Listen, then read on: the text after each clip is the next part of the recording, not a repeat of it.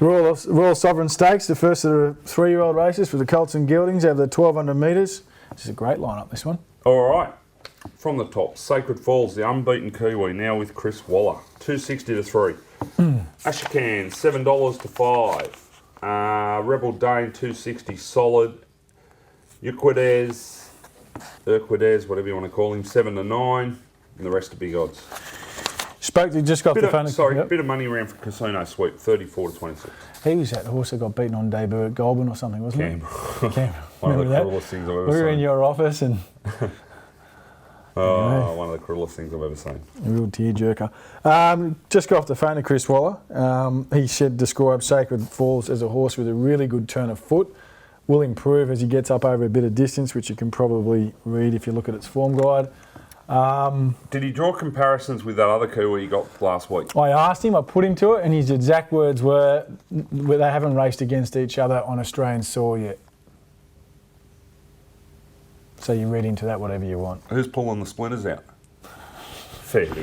Yeah, so I did want to say, but you've surely seen him work on Australian soil, but anyway. Yeah, look, Rebel Dane, I think him and Rebel Dane are both a risk. I just think he's going to want a bit further. The thing on race day will be $3.50 to $2.80. Who? The Sacred Falls, yeah. Well, that's the thing, like, you know when...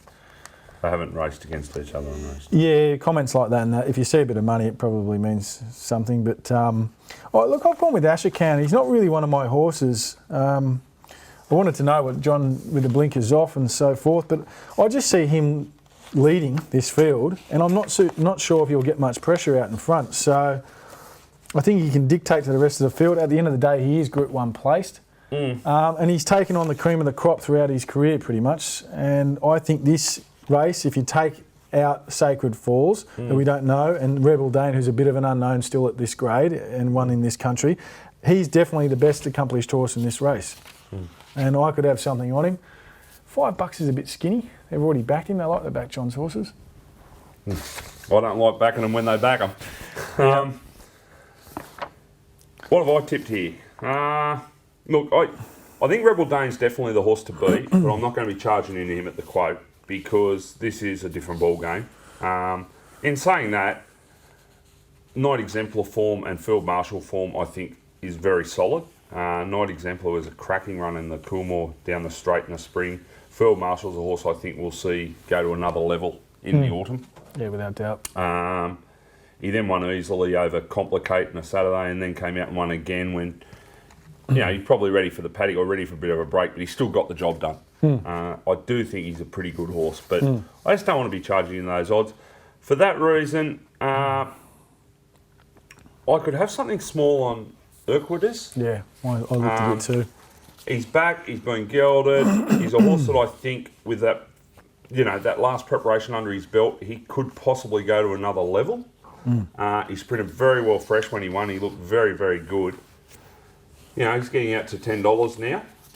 And if I got these big odds, I could have something small on Casino Sweep. This horse leading in its last campaign trialled like a superstar. Got beaten at Canberra on debut. They took it down there for a kill and everything went wrong. It should have bolted him, but it didn't. Then won at Gosford and then got beaten by Field Marshal at Canterbury and got beaten convincingly, but just gone to the paddock, had a spell, come back, trial behind Night Exemplar and Roll the Bones. Looked okay in the trial. Yep. Brown on, decent gait, blinkers first time. I wouldn't be surprised to see him run a race this horse. So I'm working around the favourites. I don't want to bar Sacred Falls myself. I didn't think that was the strongest expressway last week on record. Yep. Right. Happy Galaxy won the race. No knock on Happy Galaxy, but I've seen much stronger expressways.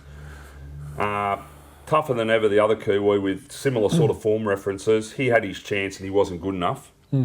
I got massive queries over that Kiwi form. When you look at it's around horses. The horses that have come here with those form references are horses like Choice Bro and that, and they've just been lapped. So leave me out of Sacred Falls. Trained by Waller, second favourite. Will start under, lay thinness, wideish gait. The horse will have plenty of improvement. I want to see what he does here before I decide as to where he fits into the pecking order, but I'm tipping it's not in the top 2 or 3 in this state. Yeah, and even if he is good, mate, he's got to go back from barrier 8. Chris really sends his horse forward. Well, he's not going to bust him first up, so you're going to have a lot against you here. Yeah, and there doesn't look to be an abundance of pace in the race. I don't know if... No, you're probably right. Now, Ashman, look, if he's improved mentally, he'll take some beating because he's not far off those top-level horses. If you go through his form, he's been right close behind Epaulet, Albrecht, Pierrot. And he's probably not going to... Look, I don't want to say this, but I can't see him winning a Group 1, this prep. I just think with the races that they're probably going to have to target with him, there's just superior horses. What races are there? There's Randwick Guineas. No, well, I got a query over him in a mile. I reckon he's a sprinter myself. But, you know, what is there? If they get into the sprints, there's Galaxy and a TJ. Well, he won't win in the TJ, Thamera Ross. No. Galaxy, he'd be sneaky hoping that if that's where they went. But as you said, he's a 3-year-old. He's only a 3-year-old once. I'll probably head to a race like the Randwick Guineas, and I think there'll be others there that have got his measure. I just thought he might be tuned up for this first up as well. This could be his chance to knock off a Group 2. He hasn't. Has he won a stake? Yeah, he won a stakes race at 2. But if he can pick one up at 3, it just shores himself up. Yep. Yep. No, not entirely wrong. The 6th race for the fillies, the 3-year-olds. This time the Light Fingers Stakes, 1,200 metres, Group 2. This is a good field. We see the return of Dear Demi, the VRC Oaks winner. Longport. There's plenty of good ones here. Okay, Driffontaine, $9 to $5.50 at Sportsbet. They bet overs there early. Dear Demi, $5.50 to $7. Longport, $9 to $8, back out to $9. Ichihara, $7.50 out to $9. 11 to 13, Jade Marauder. Bonetta, $3.80 solid. 5 to 6, Brave Soul. And that'll do us. This is you. This is me. Yeah, you're on. What have I found here? I'm tipping Bonetta. Oh, look, she just carries that race fitness edge that the other horses don't have. Yep. So when I say that race fitness edge, she raced only a couple of weeks ago up in Queensland. Yep. Improving type. There looks enough speed here for me. The likes of Roll the Bones. Who else? Ichihara. They'll roll forward. Driffontaine won't be far away. Goes only no one way. So the race will be solidly run enough. She'll chime in at the right time and prove hard to hold out. Interested to see Brave Soul. She's a filly I've always had plenty of time for. She improved sharply last campaign. Yep. And trialled really, really well. Longport. It's one of those horses that just keeps getting under your guard. Dear Demi. She did a good job last prep. She trialled well. And there was another one there. No, that's it. That's it. Old Roller Bones. I don't know about her anymore. Not convinced with her anymore. Yeah, she's a bit hit or miss, isn't she? No, she's cost me too much money. I got something out of the last prep. I think I'll stay out. Mate, I found the one horse you didn't mention or mentioned with pace, Ichihara. I thought she missed the start for a speed horse on a heavy 10 first up. She punched along on the rails.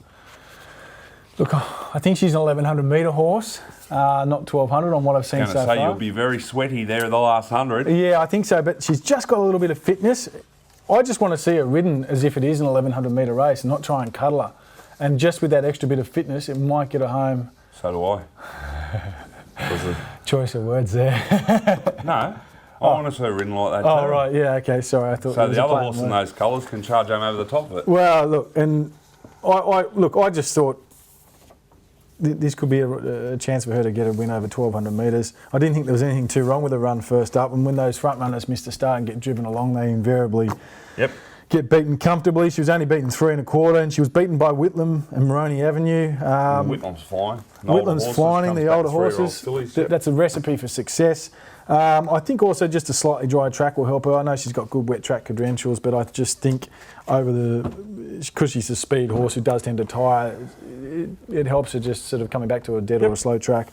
I think Dear Demi, if she gets out to a silly price, look, $5.50 that they opened up, that's ridiculous, but there is enough pace for a horse like her. At the end of the day, as when I was talking to Clary this morning, she's the only Group 1 winner here. She's a class horse and she's a very good horse, and time again in these 3-year-old fillies races, you just see the best one win. Yep.